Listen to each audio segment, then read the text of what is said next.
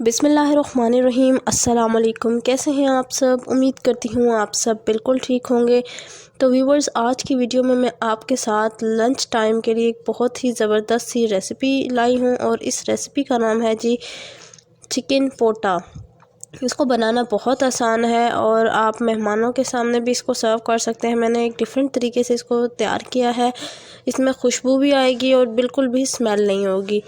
तो वीडियो आपने ज़रूर एंड तक देखनी है। वीडियो अच्छी लगे तो लाइक कीजिएगा, चैनल को ज़रूर सब्सक्राइब कीजिएगा। चलिए जी रेसिपी की तरफ चलते हैं। देखिए जी, चिकन पोटा रेडी करने के लिए हमने सबसे पहले ये देखिए 1 किलो पोटा लिया है और ये बिल्कुल फ्रेश मैंने अच्छे से वॉश कर लिया था। इसको छोटे छोटे पीसेस में कट कर लिया है और इसके बाद हमने लिया है जी यहाँ पर प्याज, और प्याज हमने ज़रा थोड़ी सी क्वांटिटी ज़्यादा ली है, यानी 5 प्याज लिए हैं, उनको हाफ़ कट कर लिया है। यहाँ पर मेरे पास चाइनीज़ टमाटर मौजूद हैं, ये मैंने ऐड किए हैं। आपके पास ना हो, आप रेगुलर जो टमाटर यूज़ करते हैं वो यूज़ कर लें।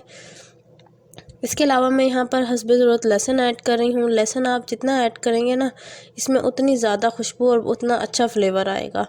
तो इसके अलावा हम कुछ मसाले भी ऐड करेंगे, जैसे half teaspoon chilli flakes, half tablespoon नमक, हाफ़ टेबल स्पून ज़ीरा, हाफ़ टेबल स्पून धनिया पाउडर, हाफ़ टी स्पून हल्दी पाउडर, 1 टेबल स्पून लाल मिर्च का पाउडर और 3 इलायचियाँ। जो रेगुलर हम दूध बॉईल करते हुए इलायची यूज़ करते हैं वो डालनी है हमने इसके अंदर, ताकि खुशबू बहुत अच्छी सी आए। अब यहाँ मैं इसमें पानी ऐड कर रही हूँ जी हाफ़ गिलास पानी ऐड करने के बाद हम इसको प्रेशर कुकर को प्रेशर लगाकर इसे कुक होने के लिए छोड़ देंगे। पहले ज़रा अच्छे से इसको मिक्स कर लें सारी चीज़ों को, फिर उसके बाद हम इसको प्रेशर लगाएं और 15 मिनट के लिए, जैसे हम मीट को या फिर बीफ को करते हैं ना, कुक करते हैं, उस तरह 15 मिनट हमने इसको प्रेशर लगाने के बाद कुक करना है। और देखिए जी, हमारे जो पोटा है वो बहुत ज़बरदस्त सा जो है डन हो चुका है। आप देख सकते हैं सारी चीज़ें भी अच्छे से मैश हो गई हैं, जैसे टमाटर हैं, प्याज हैं, ये सारी चीज़ें।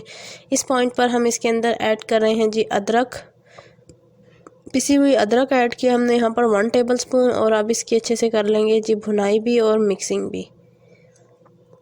अच्छे से मिक्सिंग करने के बाद की लुक ये देखिए, मैं आपके साथ शेयर कर रही हूँ कितने अच्छे से सारी चीज़ें मैश हो चुकी हैं, कुक हो चुकी हैं। यहाँ पर दरअसल लाइट चली गई थी, तो उसकी वजह से मुझे फिर आप मोबाइल की टॉर्च से ही वीडियो आज आप लोगों के लिए तैयार करनी पड़ी। अब हम इसके अंदर ऐड कर रहे हैं हस्बे ज़रूरत कुकिंग ऑयल।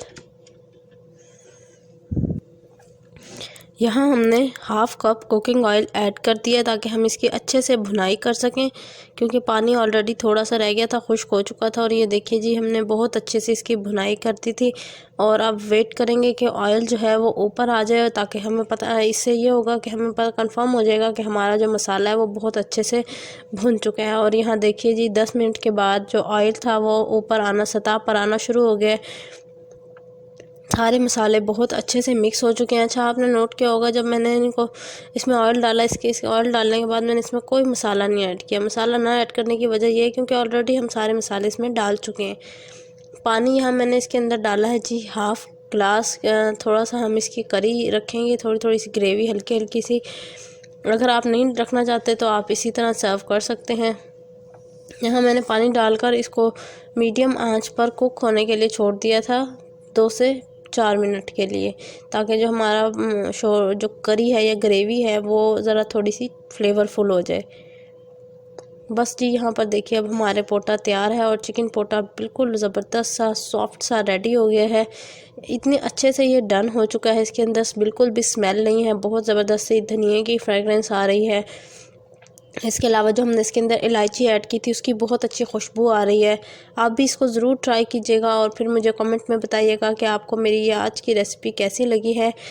अगर रेसिपी अच्छी लगी हो तो रेसिपी को लाइक कर दीजिएगा, चैनल को ज़रूर सब्सक्राइब कर दीजिएगा। मिलूँगी फिर किसी और वीडियो में, तब तक के लिए अपना बहुत सारा ख्याल रखिए, मुझे दुआओं में याद रखिएगा। अल्लाह हाफिज़।